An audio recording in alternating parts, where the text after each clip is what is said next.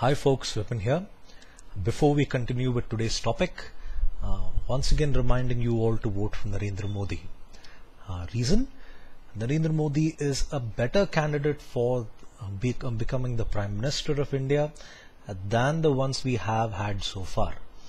Okay, I'm not saying that Narendra Modi is the best, because I firmly believe, in my opinion, there is no best political candidate for anything at all, because politics works that way. But certainly Narendra Modi is a better choice, so do cast your votes for him in the 2014 elections. Now, let's go about understanding growth. Growth here refers to better business than what was there last year. If, let's say, a retail store is currently working in just one floor, now they decided to expand and they decided to put up another floor. Now, why did they do that? Because they felt that there is more demand for their services, more demand for their products, and hence they decided to put another floor so that they can sell more to their customers. That's what you in fact define as growth. It is in fact better business. You could refer to this as in terms of customers. Okay. For example, when it comes to customers, I've mentioned the case of banks. If a bank has got, say, 500 customers in 2013, and in 2014 they now have 600 customers, there you refer a growth of 20%. Now, this is from one industry point of view.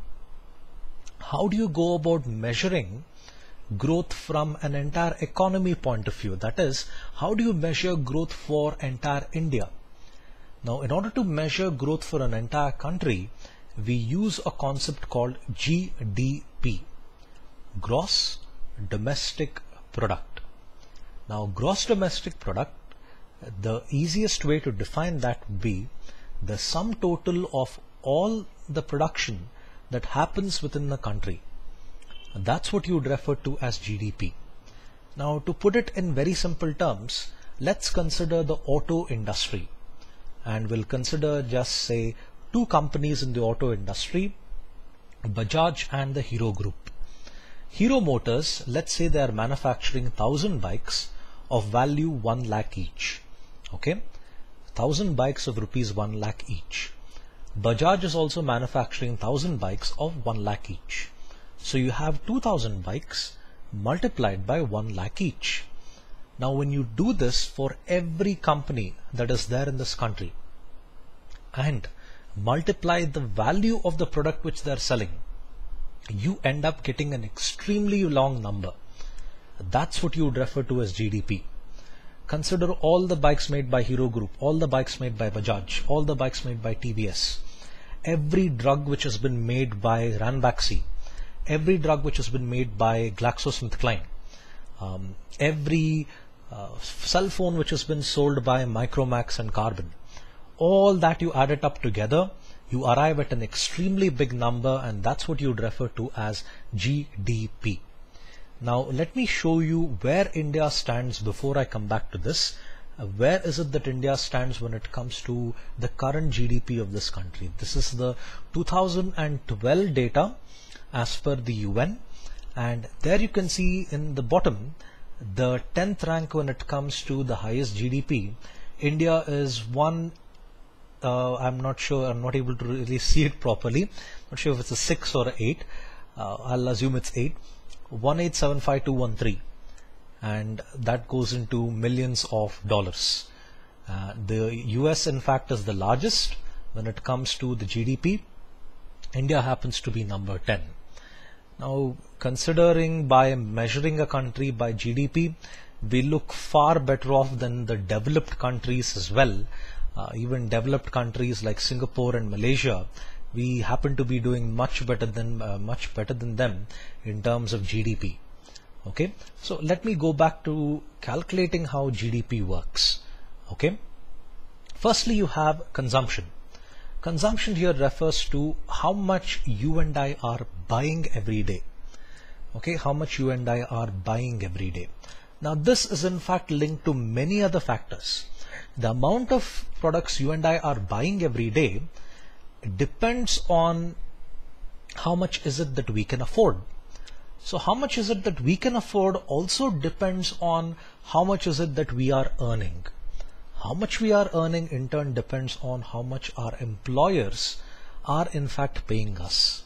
Or if you are in fact into business, it depends on how much customers are buying from you. So you can see how many variable inputs actually consider when it comes to measuring consumption. One of the reasons I'm able to buy more and more is because I'm getting good income. The reason I'm getting good income is because my employer is doing quite well. So if everything is doing well, GDP is always going to go up and up. So that's what actually you refer to as consumption. I'm able to buy more because I'm earning quite well. Let's say, for example, I have one two-wheeler at home. I decide to buy another one. Why did I buy another one? Because I'm able to afford it. And then later on I decide to buy a car. I'm able to buy a car because again my income is doing good. I have job security, I have financial security. And therefore consumption is going to increase if all these things play out well. Now remember, again, this is easier said than done.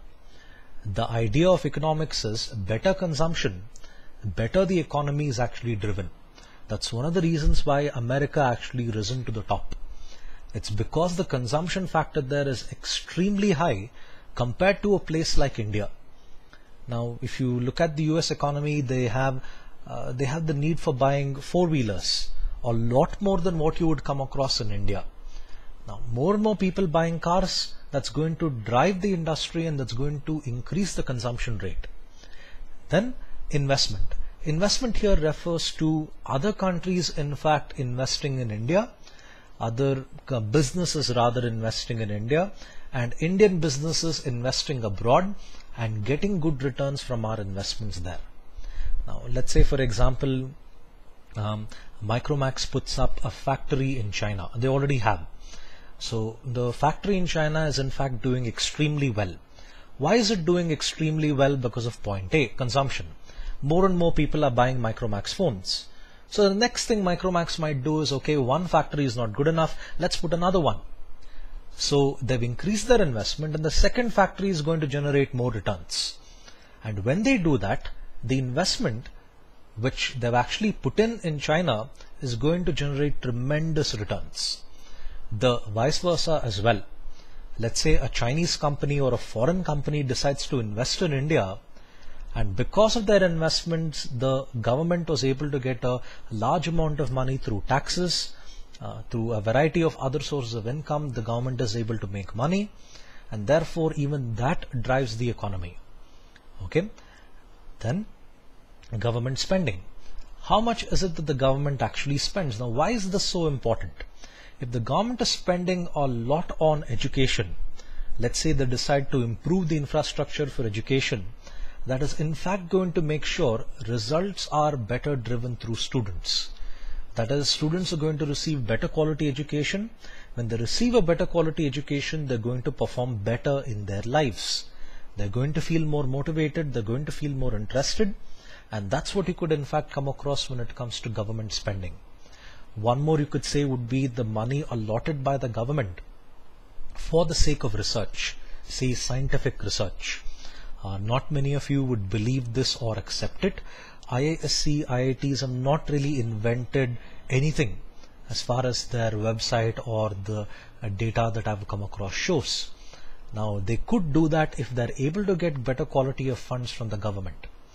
And by doing so, by the government spending more and more, better resources can be allotted, and those resources can in turn turn out to be very, very productive. And then exports. Better exports in the country, more and more products being sold from India to the rest of the world is going to bring in more and more foreign exchange. When more foreign exchange is brought in, India is going to become richer and richer. And then imports. Imports are not really favored, but nonetheless, as you can see in the equation there, imports are always going to have a negative factor. One of the reasons why Indian economy is not doing so well right now is because there has been a huge increase in our imports. You might say that, okay, Micromax is an Indian phone. Yes, the technology which they use in Micromax is definitely Indian, but the manufacturing here happens to be in China. Now, China is in a different geography altogether. It's not part of India, so we have to import it to India. Even though Micromax might be manufacturing in China, we need to bring it back to India. And that's what is going to drive India's import bill.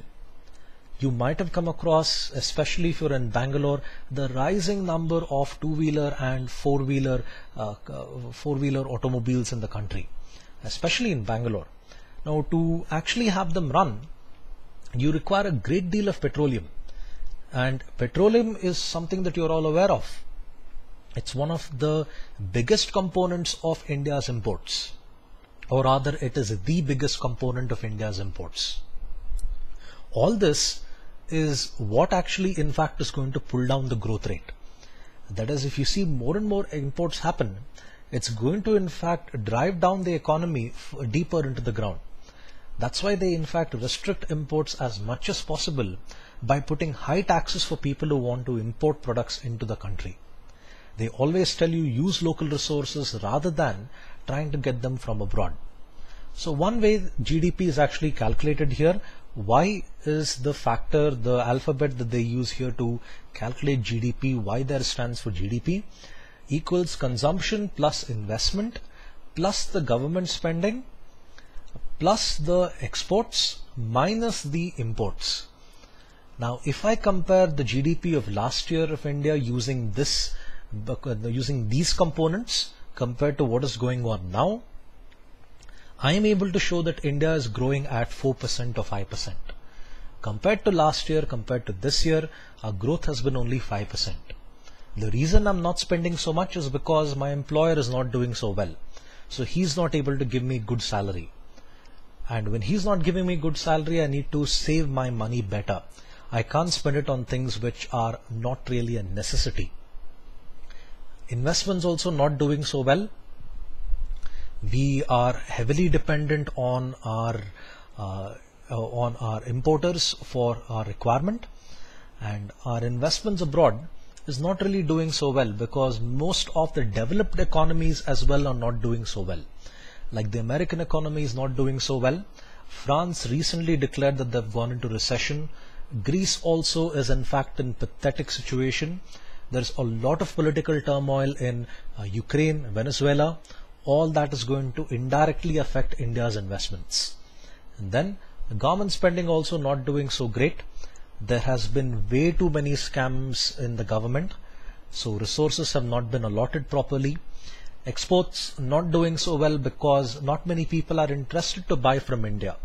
It's not because we manufacture poor quality products, it's because those countries themselves are not doing so well. So they're like, we will buy from you later, not right now. And we have reduced our customer base because of that. Imports, like I said, India is heavily dependent on its imports, and all that has in fact pulled down the GDP. I hope you found my video helpful. Do subscribe to my videos and do vote for Narendra Modi. Thank you for your time. Bye.